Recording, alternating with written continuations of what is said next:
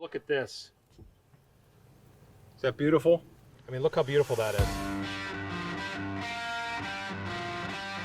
Hey there, I'm Chef Chad Rosenthal, and if there's one thing I know, it's bringing people and flavors together to create memorable meals and experiences without fuss or sometimes even a kitchen. I'm a Philly native fueled by a desire to bring a sense of community to the food I prepare. And now, I'm doing it with AmeriGas Propane. You may recognize me from my Philadelphia area restaurants and numerous Food Network appearances, including when I beat Bobby Flay. Join me as I roam the country in Rosey, my faithful old Ford truck. From my backyard to the backwoods, I'll teach you how to make entertaining easy and convenient with AmeriGas Propane, no matter where you are. This is Roaming with Rosey, fueled by AmeriGas.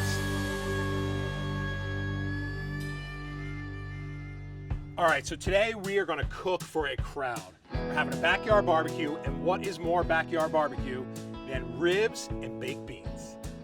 So we are gonna talk about how to cook a big slab of St. Louis cut pork spare ribs. You don't need a smoker, you can use a propane grill. Let's get into it. First, I'm gonna show you how I like to season my ribs, okay? What happens is people put their dry rub on, you put your seasoning on, right? You rub it in real good, and then what do? You open up your grill and you slap it on. What happens, right?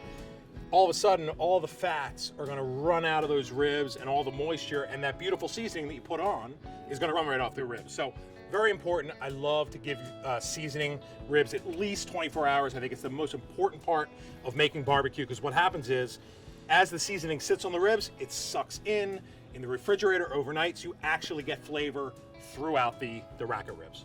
So, we're gonna rub that in using our hands really, really good.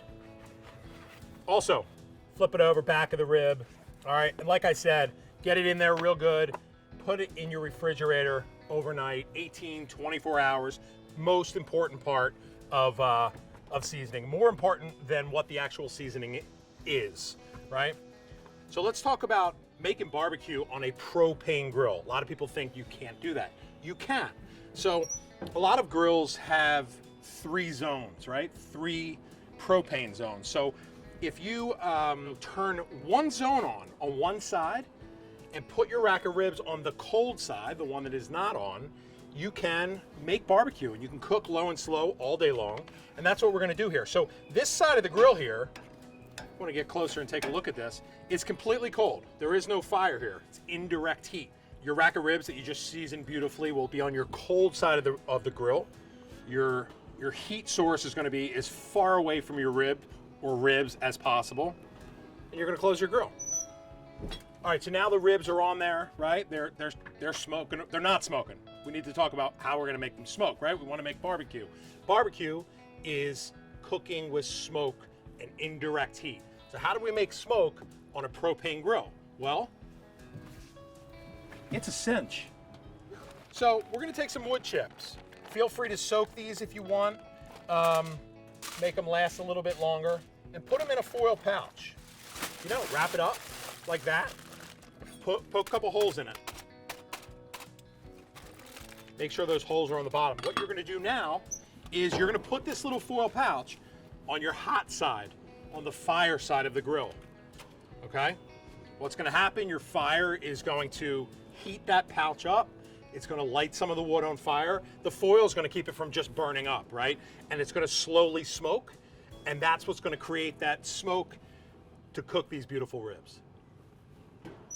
The one downfall of cooking with propane, it runs out. But what's amazing about cinch is they drop it right off at your door, which is super amazing. Always have a second tank on hand, and you'll never run out. So it's so simple. Cinch.com, leave your used tank at the door, we'll drop you off a fresh one.